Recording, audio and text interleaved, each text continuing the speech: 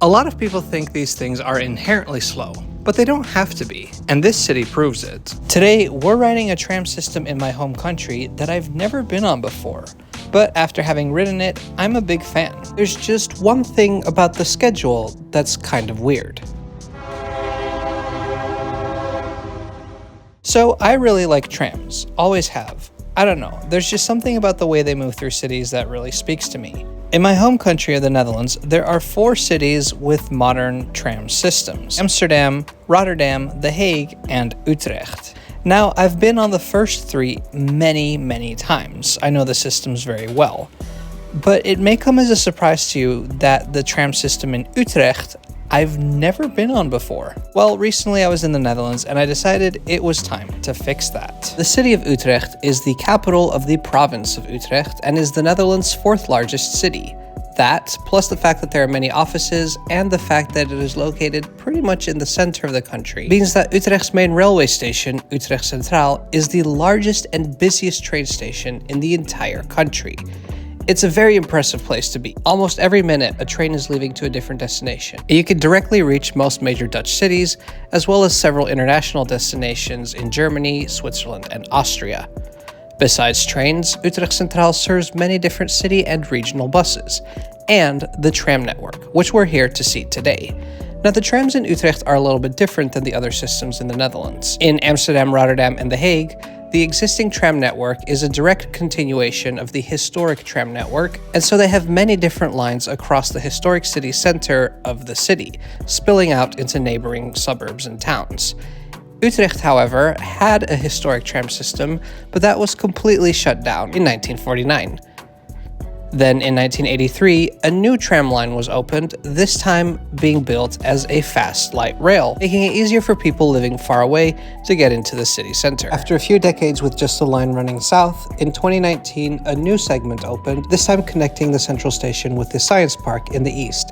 And that's the line we're going to focus on today. Utrecht Centraal actually has 2 different locations where you can get on the tram, but we're going to go to tram stop B, which is on the east side of the station. Downstairs, one of these bright yellow trams is already waiting for us to board. I have to say, I really like how these look. This tram was built by Spanish company CAF. It's their Urbos 100 model, which is a popular type of tram seen around the world.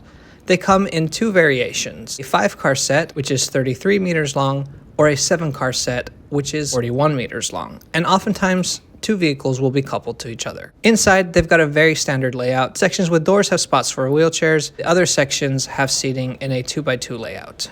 Okay, you guys saw it here first.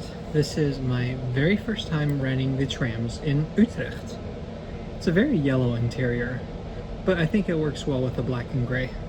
We depart from Utrecht Centraal and travel east, paralleling the railway tracks used by NS trains. It is a 7.5 kilometer journey to the Park and Ride Science Park, which we should complete in about 18 minutes.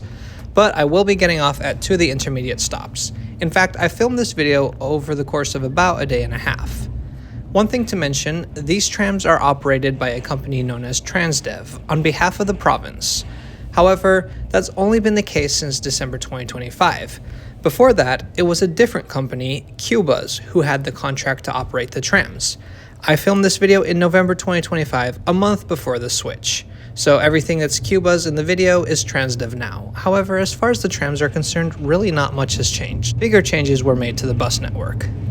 Our first stop is Utrecht Vaartse Rijn, which is another transfer station to NS trains, although only local trains stop here. Intercity trains do not.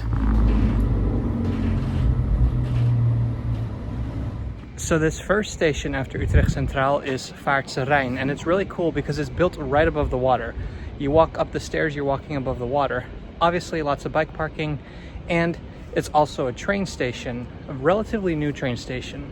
Utrecht Vaartse Rijn opened in 2016 for NS trains. It's named after the canal over which it is built. The trams began stopping here in 2019. While of course it serves the neighborhoods around the station, it is also intended to act as a transfer station.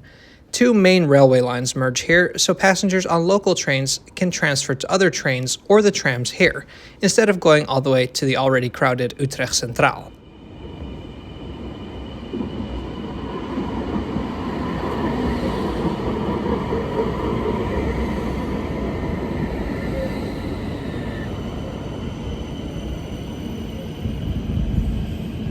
After Vaartse Rijn, we continue to run parallel to the railway tracks up until the point where those tracks split, with one pair going southeast and another going east.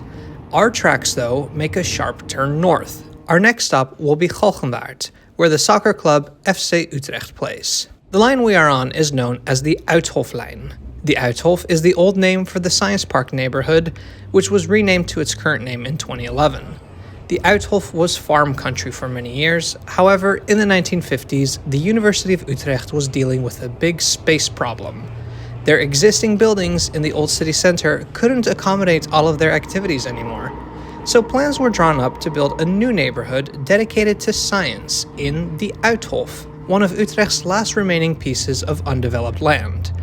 Today, the area this tramline serves is home to university buildings, scientific research labs, and hospitals. The tram itself is a relative latecomer to this area. It only opened in 2019. Initially, passenger numbers were astonishingly low. Some vehicles only carried a handful of passengers. But in the last few years, the tram has become a lot more popular, moving 23,000 people a day in 2024. That's 6 million a year, and it's not including Chihuahuas. The thing I noticed right away, the speed. In Dutch, we call this a sneltram. It's a uniquely Dutch word that just means fast tram. Amsterdam used to have a sneltram, and parts of the metro in Rotterdam are still classified as such. To learn more about those, watch my recent video on that system. The first stretch, we travel 70 kilometers per hour, which is really fast for a tram. The second half of the line is 50 kilometers per hour, sometimes 40, which is still pretty good. What helps is that the Uithof line does not operate in mixed traffic with cars. To do 7.5 kilometers in 18 minutes means that we have an average speed of 25 kilometers per hour. Now, average speed is not the only factor that determines how good a tram line is, but it is important. And riding this fast tram, it really makes you stop and wonder why other places have such slow trams. Ironically, the average speed isn't quite fast enough. The province wanted the runs to be made in 17 minutes, and so they designed the schedule accordingly. When the line opened, it turned out that the drivers couldn't complete the route that fast, and so the province ordered 5 extra vehicles so that they could keep the desired frequencies.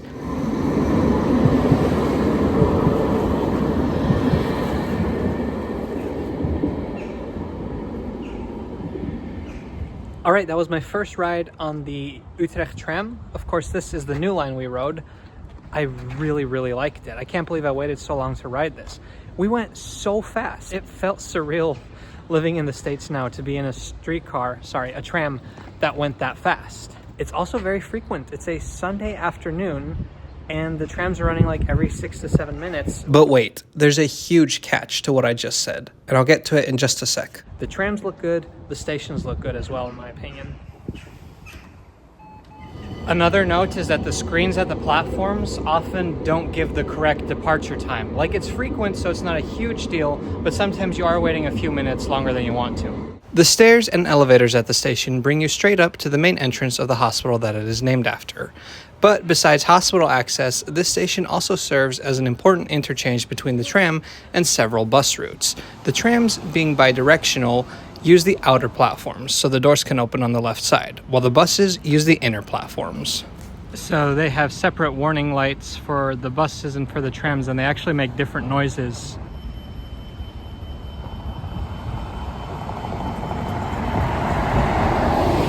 Now let's ride 2 more stops to the end of the line at Park and Ride Science Park. Next stop, WKZ. So now we have to talk about frequencies, because like I mentioned a few minutes ago, I rode this on a Sunday and there was a tram about every 7 minutes. Thing is, that's not normal, strange as that may sound. Let's talk about weekdays first. Monday through Friday, this section of the Utrecht tram network can see up to 12 trains per hour. Service is divided into 3 lines, each with 4 trains per hour. So with such frequent service during the week, how many trains do you think that they run on the weekends? If you guessed 0, then congratulations, you win a prize. That's right, there is no service on this line whatsoever on Saturdays, Sundays, and holidays.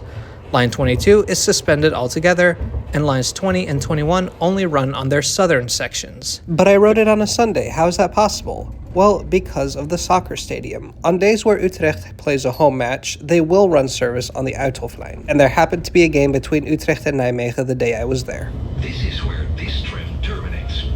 We kindly ask you to leave the vehicle. Okay, so that was the Park and Ride Science Park, end of the line. Like the name says, big parking garage, but also a bus station.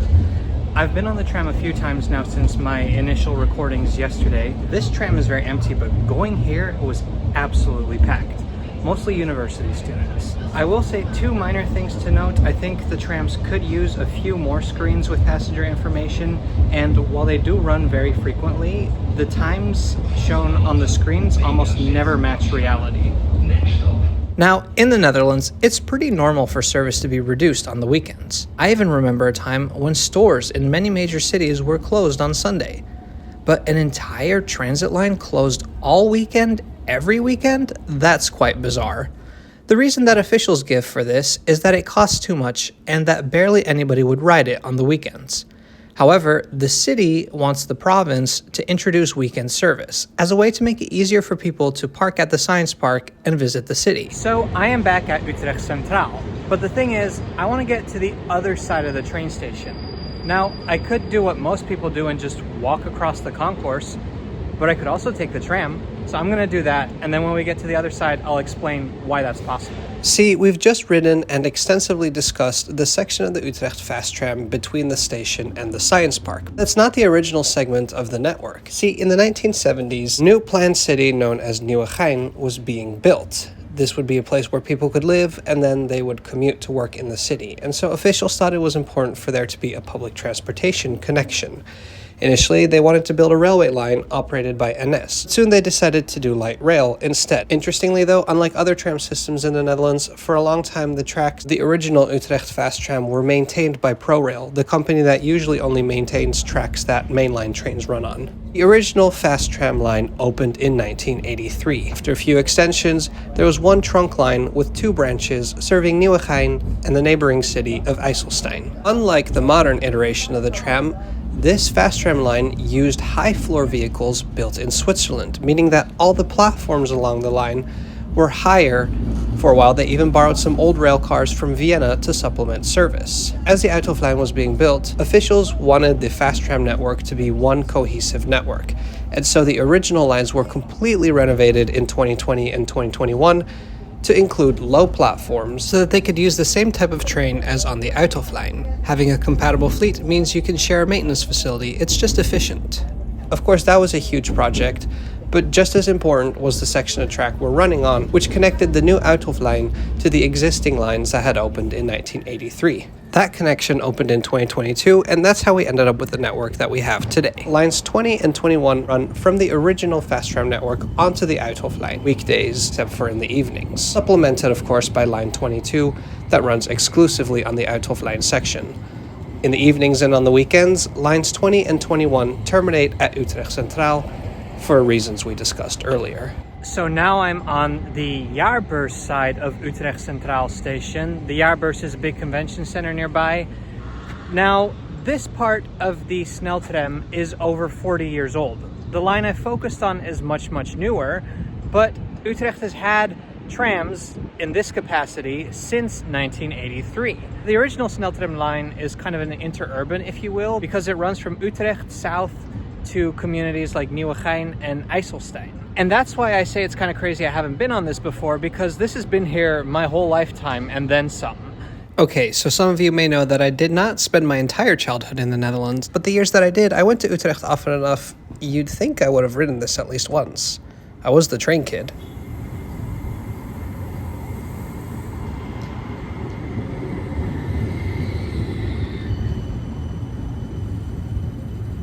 And that concludes this channel's first look at the Utrecht fast tram network.